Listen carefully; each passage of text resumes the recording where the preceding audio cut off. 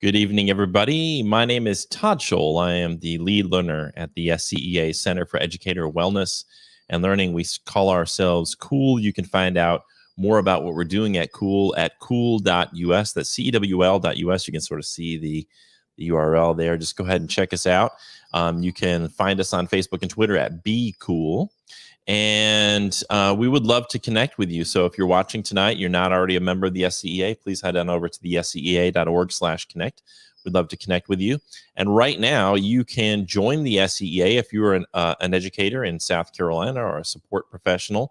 You can join our movement and pay no dues until September, which is pretty awesome. So you'll get all of the rest of June and July and August at no cost, and then your dues won't start coming out till September, which is a great way to come on and give us a shot, try out all of our benefits and learn more about our movement. You can do that at jointhescea.org, or you can use your phone to text the word join to 48744. It's been a little while since we've had our last live stream. Last week, we had an amazing educator mindfulness retreat in Black Mountain, North Carolina. We're going to do another retreat. It's already sold out. It's with the staff from On Track Greenville. We're going to be doing that in Old Fort, North Carolina next week. But we will be announcing future retreats coming up. So please make sure to look out for those, which is one reason why you want to connect with us at Cool and the SCEA. I also want to mention that we will have a trauma-informed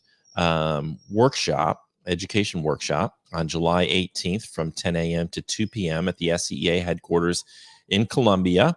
And you can do that little QR code, or you can just go to the Cool website at cool.us and learn, and the link is there. This is free for members of the SCEA and $40 for non-members. And it is going to be facilitated by myself, along with Karen Beeman and Jennifer Dollar, who are co-directors of Columbia College's Masters in Trauma-Informed Education program. So it's going to be a really great day. Lunch will be provided.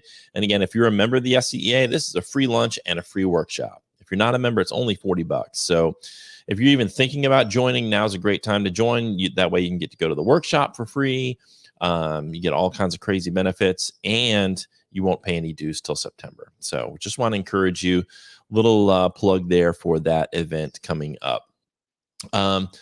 So we are really excited that our members create content, and we would love for you to create content too. One person who creates content for us is a guy named Pete Stone. He's from Chester County, and he made this video a few weeks ago, and I just wanted to share it with you before we start tonight's programming. It's hard to feel trusted when politicians and districts will pretend to say, yes, we think there's too much testing, and we have a great solution for it. We're going to have even more testing.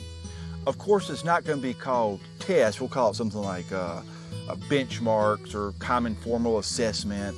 And then if you complain, we'll just accuse you of being negative and try to gaslight you. And then we'll have PLCs, and those will really be opportunities to not share best practices, but to come up with more tests to give students we just said are over-tested.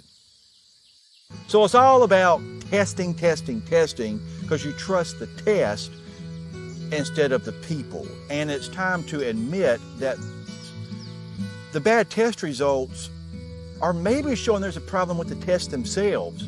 It's been proven how biased these tests are, and what they are largely showing are districts from more prosperous economic areas than those that are not. And yet we still keep serving these tests and forcing our teachers, students, and parents to serve the test. So if you really want to show appreciation for teachers this year, then trust us. Trust the students, trust the parents, and listen to your people instead of listening to so much just the test. You get information from tests? Yeah, but could that time, money, and resources be so much better spent in more meaningful, magnificent ways? Yes. There's no bad guys. Any individual politicians, district offices are really just trying to do what they think. They think they're helping. I know sometimes I'm sure I think I'm helping and I'm not, and it's hard, but if I get called out for it, say, okay, let me be open to it.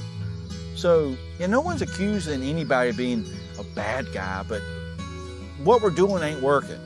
In the words of Vivian Ayres, omniscience is not the proper place for man. Magnificence is, and magnificence cannot be measured in A, B, C, or D.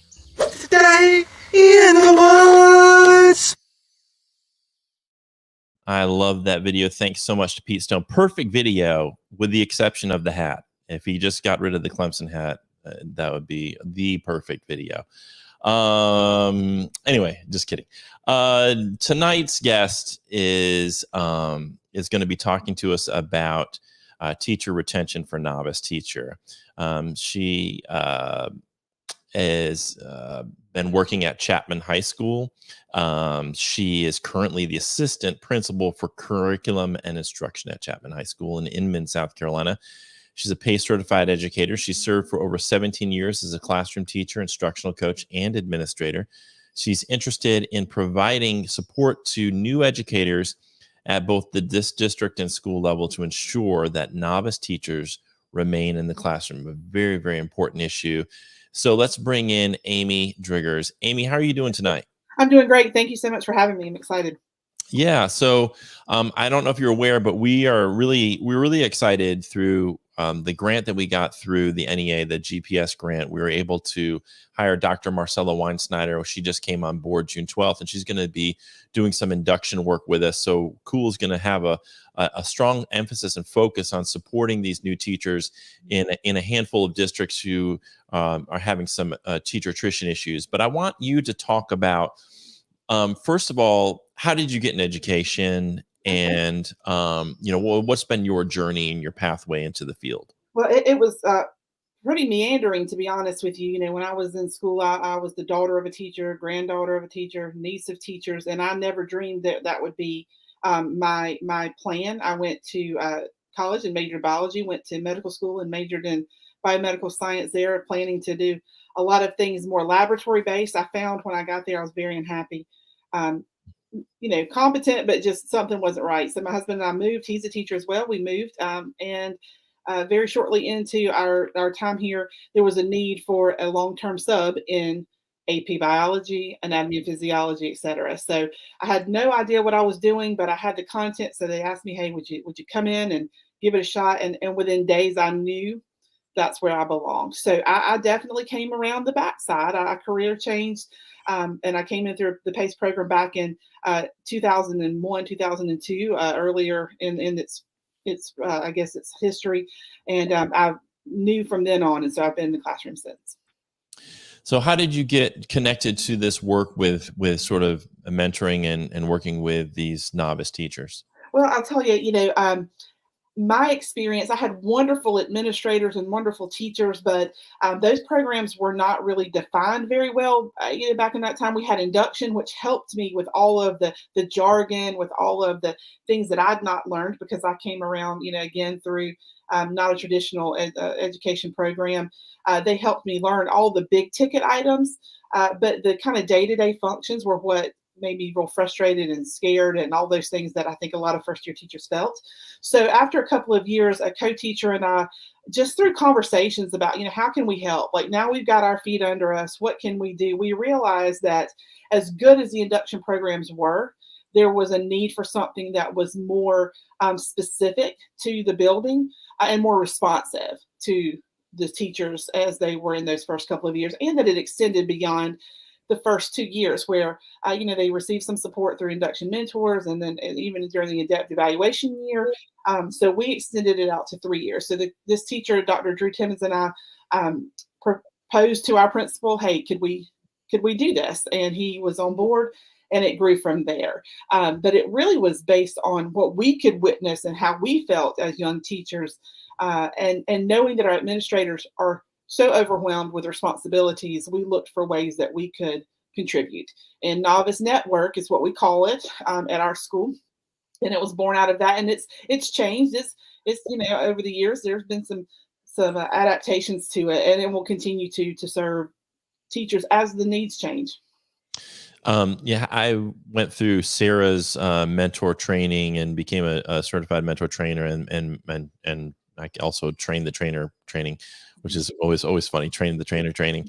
Talk a little bit about sort of like how your program sort of dovetails or maybe supplements, complements the sort of statewide mentoring and induction initiatives. Yes, sir. So those, relationships we encourage, of course, because they're so valuable. We're careful and a part of the administrative team makes the matches between teachers and their mentor to ensure the best that we can, that there are personality, coordination there, that there's content area, all the things that go into making a practical relationship between a mentor and a mentee. So we're involved with those things initially.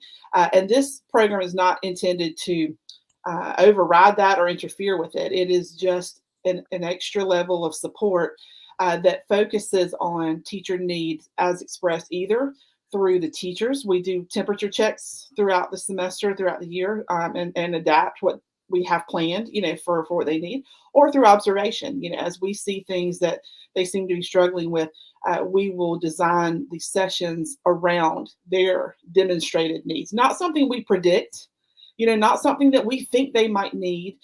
We plan as the team, and I do need to say this clearly. Now that I am an administrator, I am part of the planning initially, but I stepped back.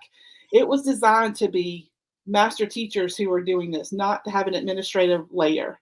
And that was important for us because we wanted to be a place where young teachers could be honest, open, without any fear of expectation or anything from an administrative or evaluative standpoint. So it's actually, I'm there for the discussions, but our teachers, actually, the team of teachers is who runs it. And so they will come up with a theme typically every year, just because that's what we do, right, as educators. So, they'll have a theme that maybe as a kickoff for our initial session.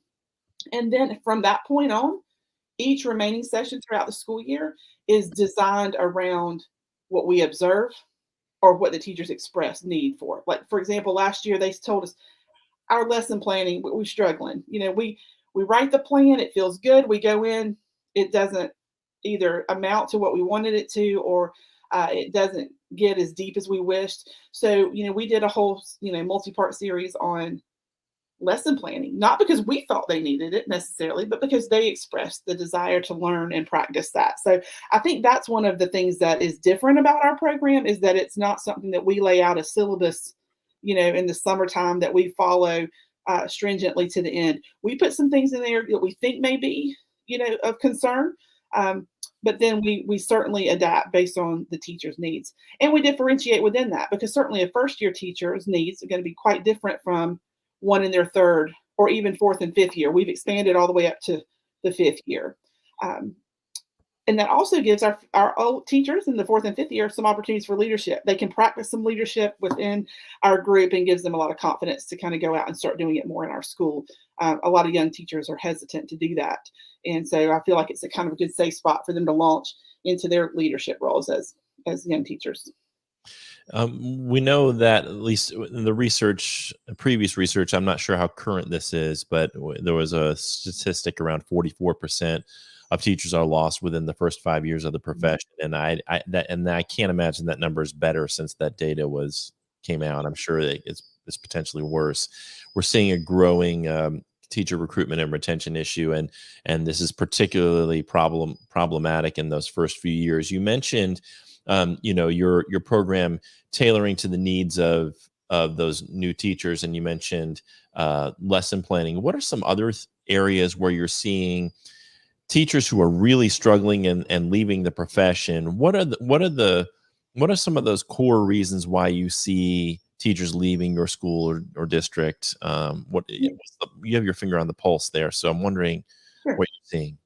We're very fortunate. I will be frank with that, in our school and district, to have a very stable environment for our young teachers, for all of our teachers, actually. We really do not have the huge amount of turnover that I know is plaguing other districts. I certainly know with the things developing yearly that may not always be the case.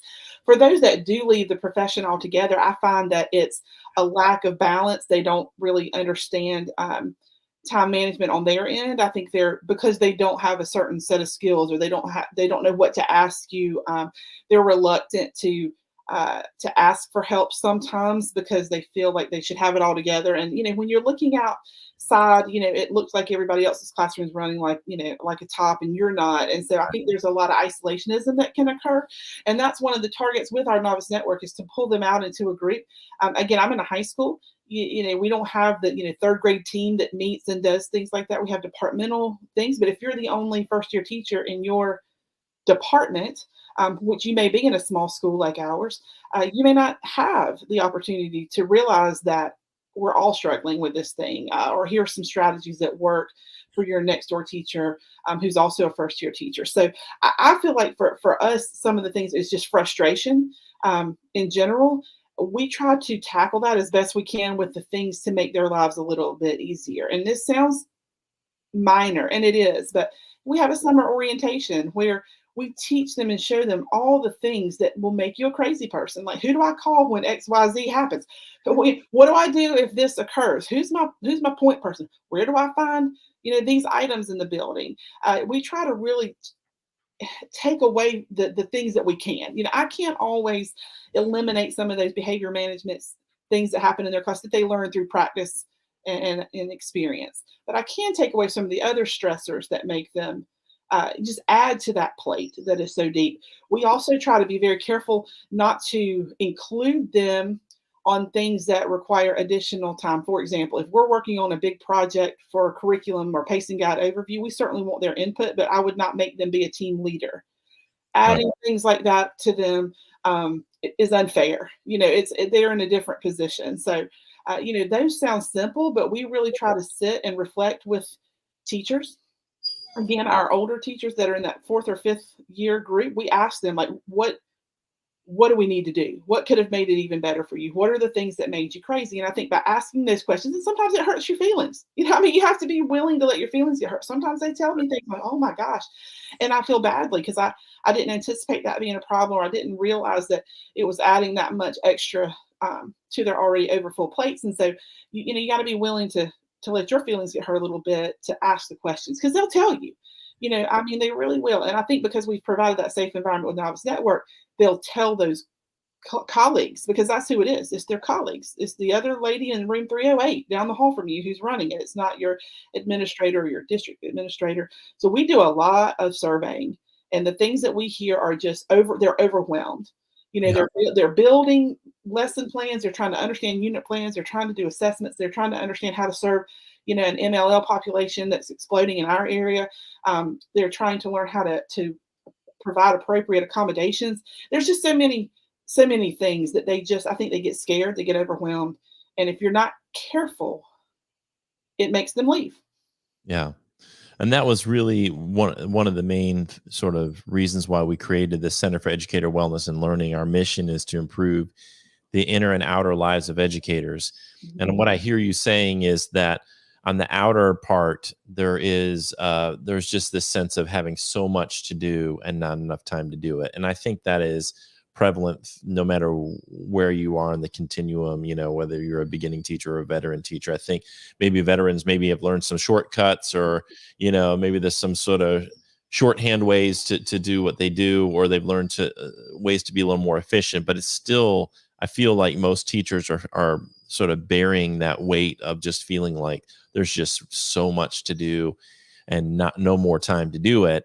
And then what we're trying to couple that with is some inner resources. And I wanted to ask you, what are you doing with those feelings of being overwhelmed, which could lead to stress and anxiety and mental health issues? Are there any things that you've done that have worked, that you've found they've found very helpful in that regard?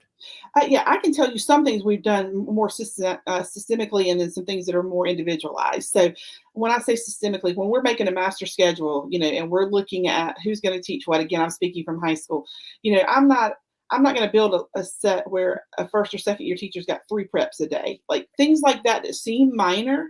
Right. But that's it's an intentional part of our planning, that we are going to minimize anything we can. And we do it with purpose. Or if we look and see, like, oh my goodness, class sizes. If anybody's going to get, a class size, and we look and I see I've got, 32 kids per, I'm going to try to say, oh, is there any way we can can redistribute those to give them a manageable class size. So there are some things that we have systemically that we look at through the lens of, all right, is this serving our novice teachers, or is this adding an undue burden to them? So those are some of the things. But we also have a lot of resources for mental health in our district. We do have support from our lead administrators from the district level.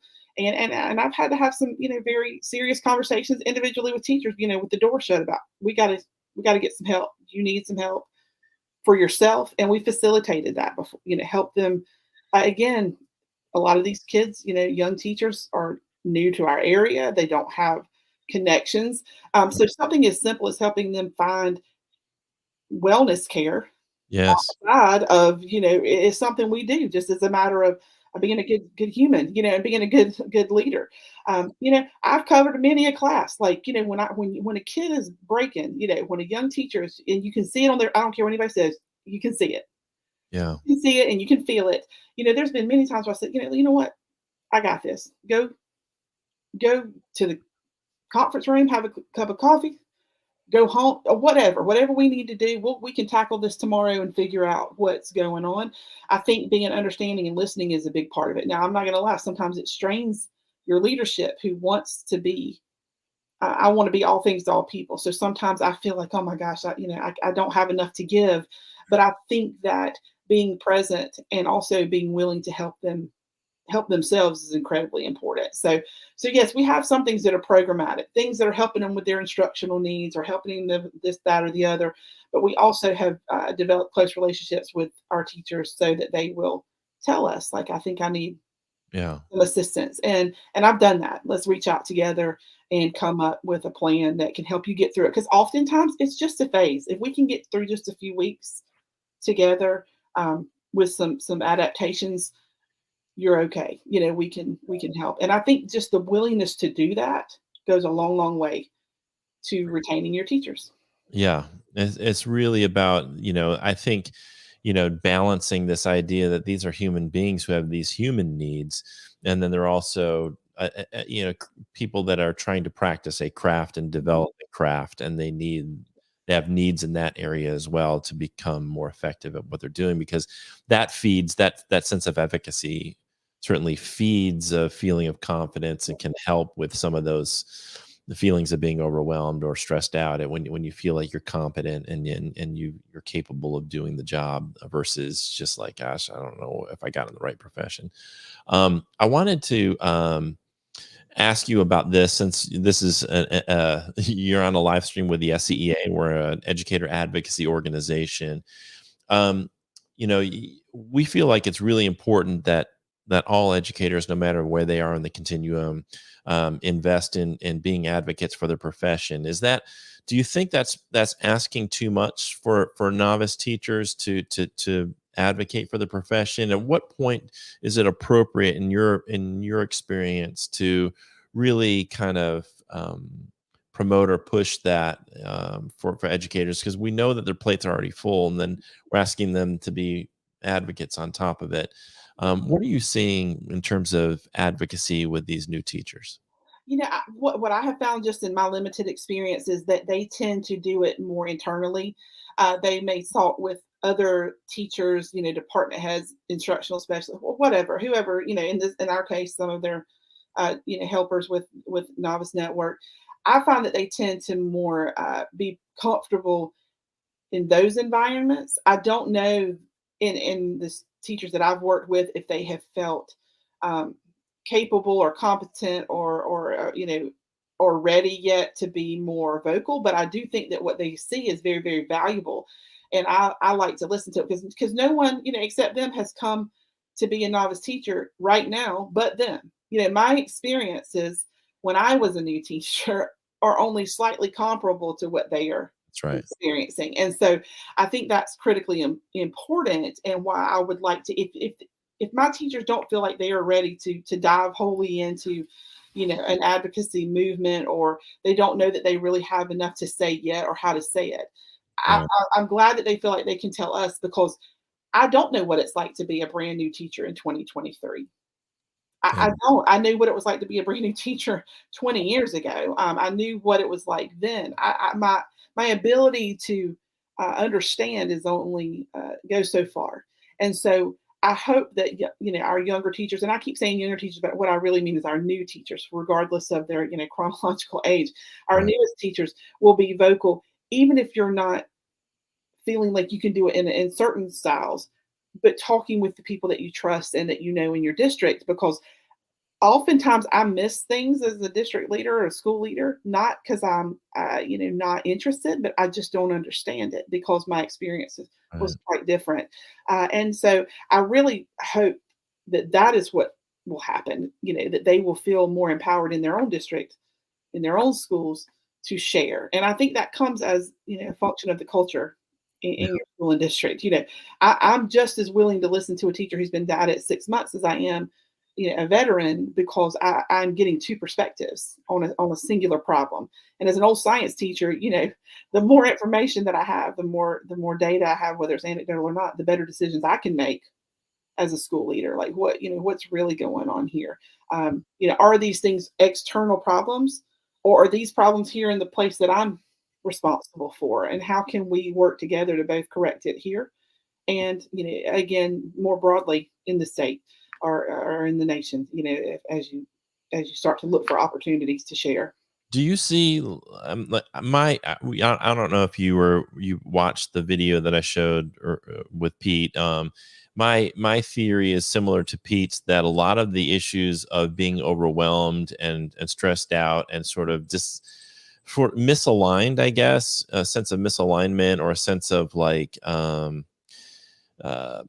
just not feeling like the profession is what you maybe thought it would be. I think a lot of that stems out of the overemphasis on standardized testing. That's at least my theory, that a lot of the problems that we're facing.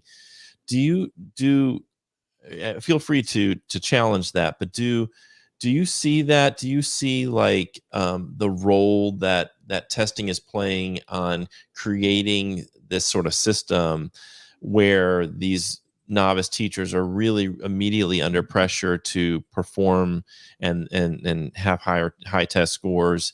And do you think that maybe if we could address that particular issue and de-emphasize standardized testing, still have assessments and ways to hold people accountable, but maybe less of an emphasis on these bubble in tests, that would take some of the pressure off and allow people to go back to.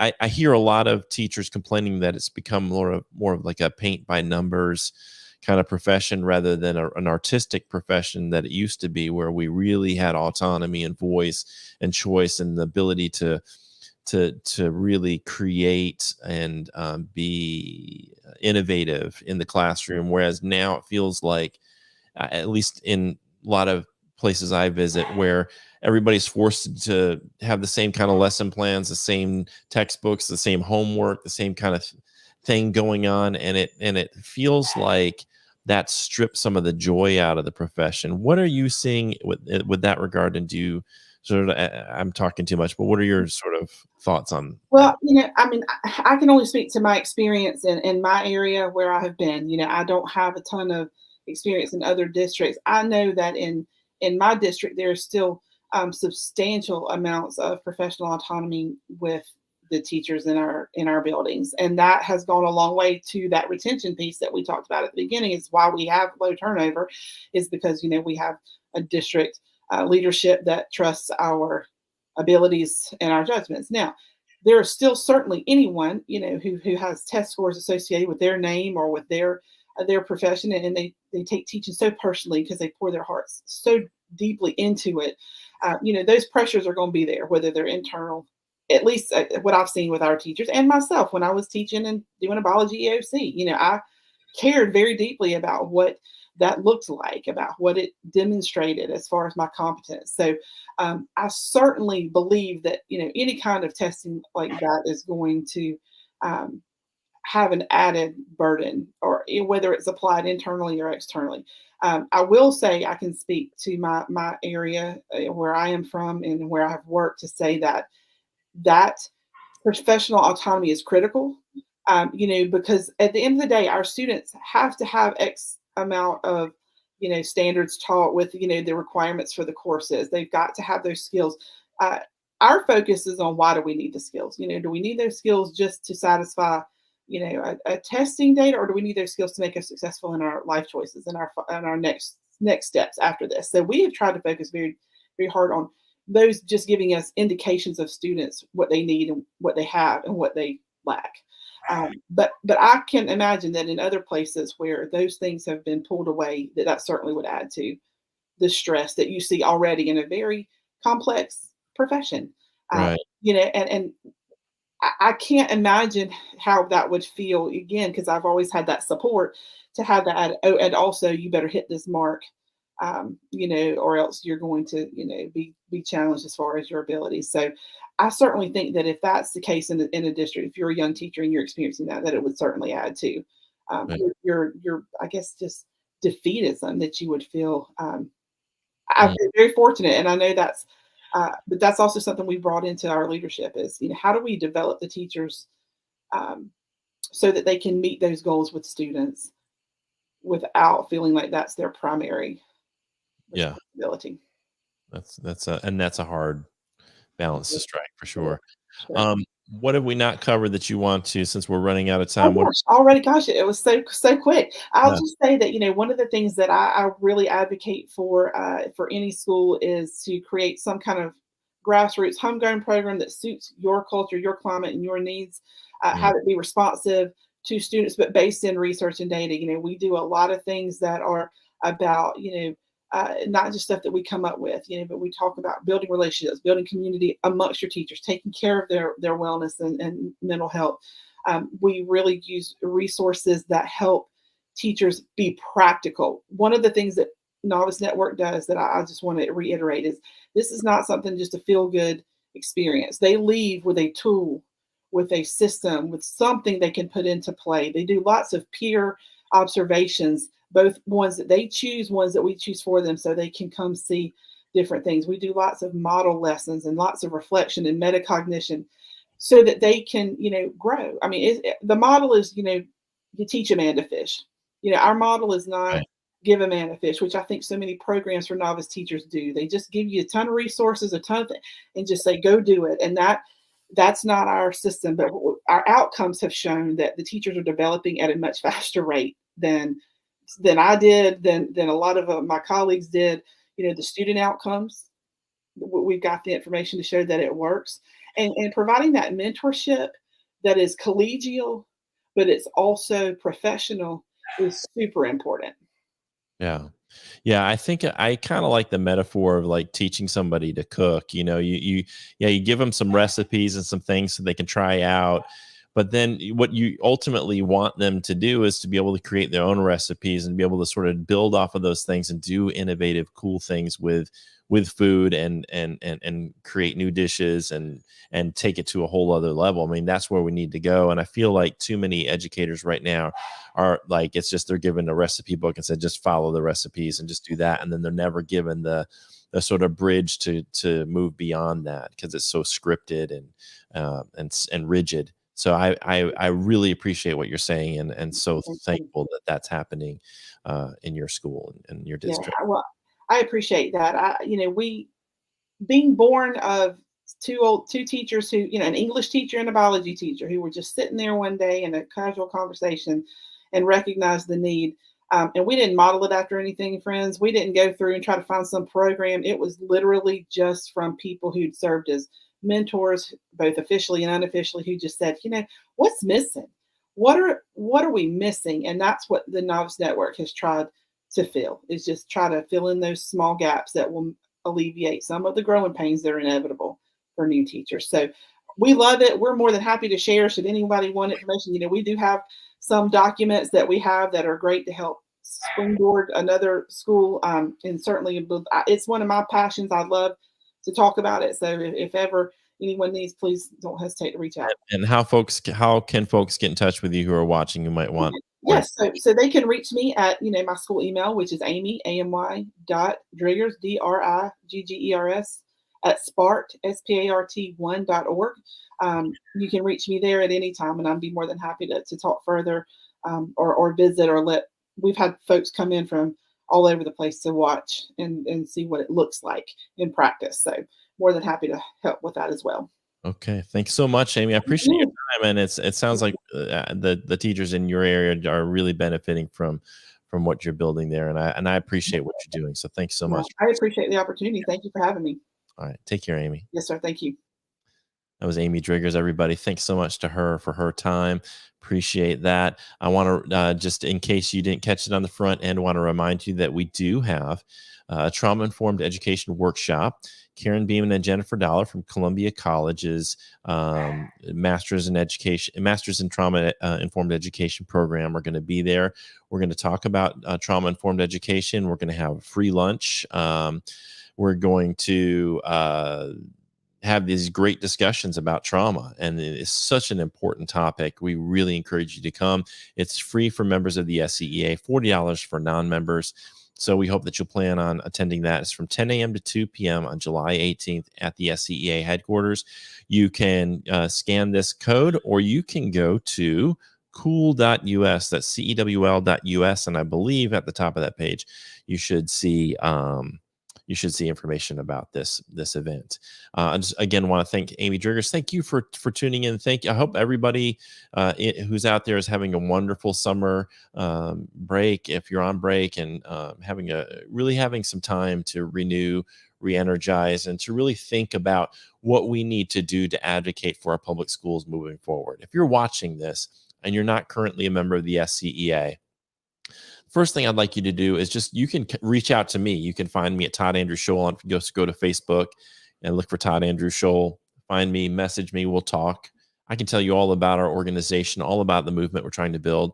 Or you can go to this website at the bottom, the scea.org/connect, and you can connect with us, and we'll reach out to you and find out more about what you need, what you're interested in.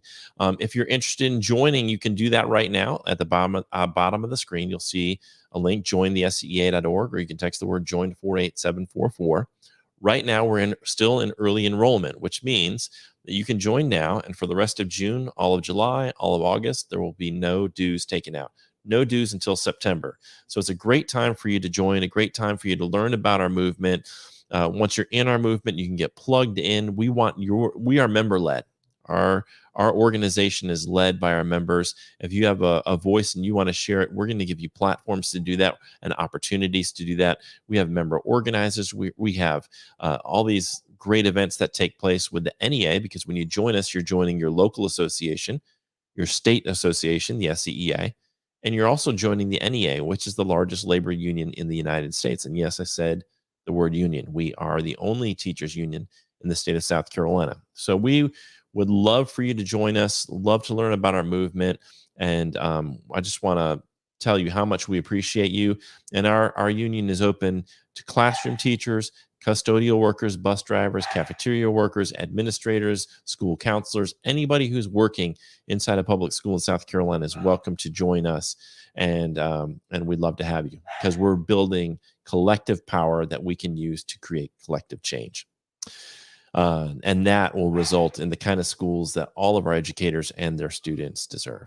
Thanks for tuning in tonight. I will be on retreat all next week. We do have some other events lined up coming up later on this summer. We'll be announcing those. Please follow us on Facebook and Twitter at Be Cool, and you be cool and have a great week. Take care, everybody.